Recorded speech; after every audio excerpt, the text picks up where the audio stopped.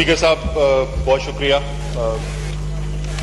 एक दो चीज़ें जो साबिका सदर साहब ने कही उनके ऊपर मैं बात कर लूँ, फिर मैं बजट स्पीच पे आता हूँ। एक तो उन्होंने जिक्र किया था कि जो लोकस का अटैक है टिड्डी का, उसका उन्होंने जिक्र किया था। तो मुझे अभी उन्होंने बताया है कि शेयर मैं कर रहा हूँ आपकी वसातत से कि वजीर साहब वहाँ पे महबूब सुल्तान साहब गए थे खुद वहाँ पर, और एरियल स्प्रेज वहाँ पर शुरू हो चुके हैं, इसलिए अभी वो कंटेन हुआ है, खत्म नहीं हुआ लेकिन कंटेन हो गया उसका स्प्रेड। तो वो वाकई में एक बहुत बड़ा खतरा है जिसके ऊपर हुकूमत ने एक्शन ले लिया है।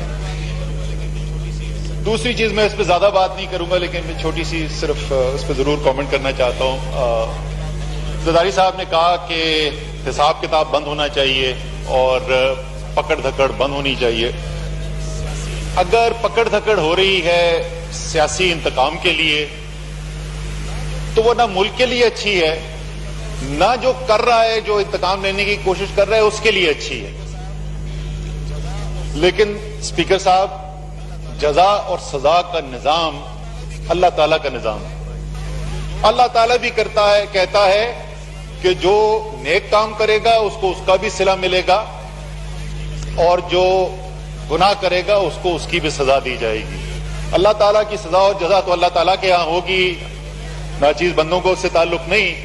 लेकिन ये हमारी बहैसियत मजमूई एक पार्लियामान के एक आईनी जिम्मेदारी है कि अगर जुर्म हुआ है, और मैं अगर का अल्फाज इस्तेमाल करूं, अगर जुर्म हुआ है, अगर किसी ने कौम की दौलत लूटी है, तो ये हमारी आईनी जिम्मेदारी है कि उसके लिए कोई जजा सजा का निजाम हो।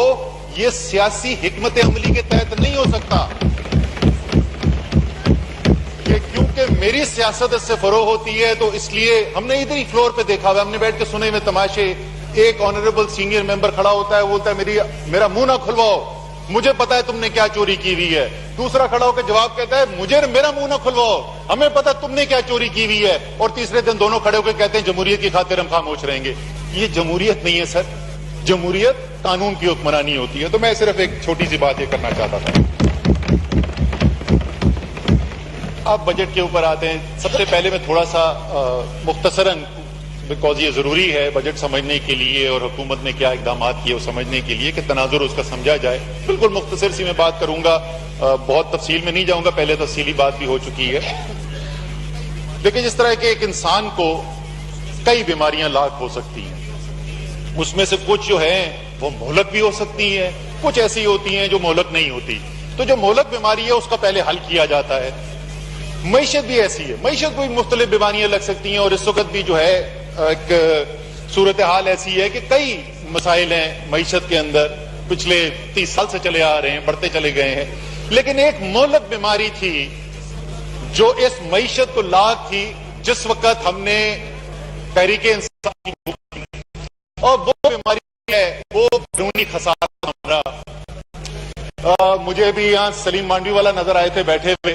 सलीम मांडवी वाला वजीरे खजाना जिस वक्त थे ना जी, जिस वक्त वो छोड़ के गए, आखिरी साल था उनका, जरदारी साहब सदर थे, राजा परवेज अशरफ वजीर आजम थे, तो पूरे साल के अंदर $2.5 अरब का करंट अकाउंट का खसारा हुआ, पूरे साल के अंदर $2.5 अरब का।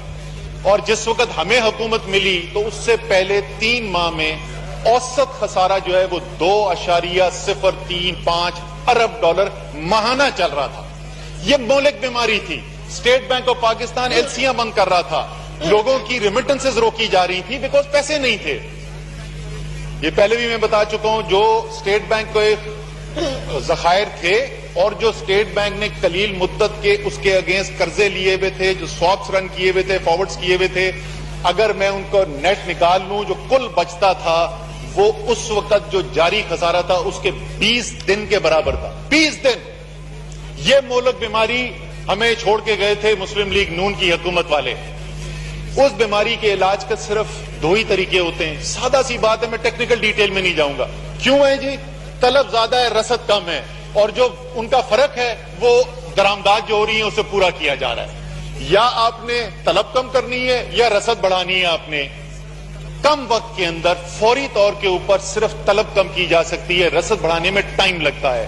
पहला सप्लीमेंट्री फाइनेंस बिल हुकूमत लेकर आई, उस सप्लीमेंट्री फाइनेंस बिल के अंदर तलब कम करने के लिए इकदाम किए गए, साथ साथ जो है इकदाम سینٹرل بینک نے کیے, اسٹیٹ بینک آف پاکستان نے کیے. نتیجہ کیا نکلا کہ صرف چند ماہ کے اندر, اور یہ میں خاص توجہ چاہتا ہوں اسپیکر صاحب آپ کی, وہ کرنٹ اکاؤنٹ کا خسارہ جو 2.035 ارب ڈالر ماہانہ چل رہا تھا, وہ جنوری, فروری, مارچ کے مہینے میں اوسط جو آخری 3 مہینے تھے میرے ریزگنیشن سے پہلے, وہ $636 ملین ماہانہ پر, یعنی 70% اس کے اندر کمی آ چکی تھی. لیکن صرف آپ نے طلب کم کر کے, یہ فوری طور پر ضروری ہے اور اس سے تکلیف ہوتی ہے, کاروبار کے اندر دشواری پیدا ہوتی ہے, لیکن اگر ہم نے مستقل طور پر یہاں سے نکلنا ہے جیسے ہم سب نکلنا چاہتے ہیں, تو جب تک آپ رسد نہیں بڑھائیں گے, اور جو دوسرا سپلیمنٹری فائنانس بل تھا جنوری 23 کا, اس کا سارا مقصد یہی تھا, انسینٹو دیے جائیں, انڈسٹریلائزیشن ہو ملک کے اندر, ایکسپورٹس بڑھیں, انویسٹمنٹ آئے ملک کے اندر, زراعت کے اندر ترقی ہو. تمام اقدامات جو تھے وہ اس سے تعلق رکھتے تھے, اور اسی تناظر کے اندر یہ بجٹ بھی آج پیش کیا گیا ہے جو حکومت نے پیش کیا ہے. مشکل وقت کا بجٹ ہے.